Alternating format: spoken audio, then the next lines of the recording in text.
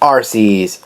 RC stands for remote controlled, and these little remote controlled vehicles are like fully functional replicas of the original thing, and except some of them actually have their own original paint jobs and own original models. One of the most famous releases of those is actually the Tesla Cybertruck from 2021, where it has a larger version that costs for $400, while the normal, tinier one costs for $26. The Speed Racer promotion. There's also a Hot Wheels diecast toy line to go along with the movie, with a total of lots of cars. Like, I can't count really well when it comes to that much cars, but apparently they made an absolute boatload of these. However, since the movie actually has bombed in the box office, the entire Hot Wheels promotion became a ultimate massive disaster, which cost for over millions of dollars for the promotion. No Lightning McQueen. Lightning McQueen is a very popular character from the Cars franchise, so you probably think that he was going to get a Hot Wheels release, right? Well, since he's a car, no.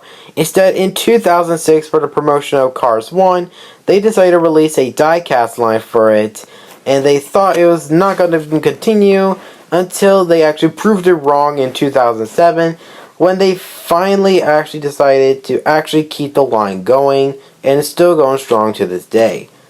So what about the Hot Wheels McQueen? That's gonna have to be a big no. Sorry. 4 vert wheelers. There are currently 4 versions of vert wheeler at this time of me recording. There are 4 versions: Highway 35, Acceleracers, Battle Force 5, and the Infinite Loop versions. They are pretty much the only ones that we all know for now.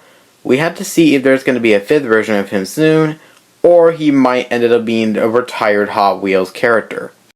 Highway 35.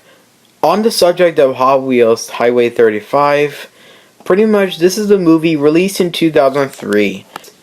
Unfortunately, this is pretty much the only thing that we know about the Highway 35 series, because Highway 35 is only a movie, not a TV series. But however, it did get a couple of diecasts released from it, and I pretty much own the Diora 2 actually, without any wheels, weirdly. Where is the original Diora? I mentioned this earlier in this iceberg on part 2. So if you want to check out part 2, be sure to check it out on my YouTube channel, Cars Fan 2008. But anyways, the Dodge Diora for almost 20 years has never been released. Why? I honestly don't really know. Besides, the Dodge Diora is one of the 16 cars released in 1968. Why would Mattel release that one? Again. I do own the tuned version of that car though, but yeah, I prefer the original over that one.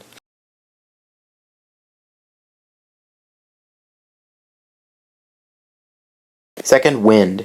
Second Wind is a vehicle released in sometime in the late 70s, about 76 or 77 I think. And it is a very infamously not well liked car, mainly because it is clearly based on the iconic Speed Racer Mach 5.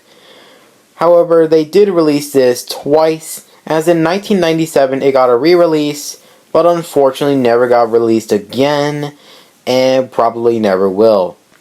However, luckily when Mattel finally got the Speed Racer license back in 2008, which is the same year I was born, hence the name Cars Fan 2008, they actually released an official Mach 5, which actually looks very cool and very different from the original car that was made for it, or originally designed from it.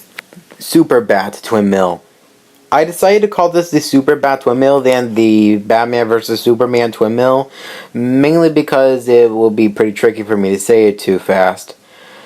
Anyways, this car was pretty much shown off at a car show a few years ago, back in 2016. There is even a diecast release of it, and it is extremely rare and one of a kind.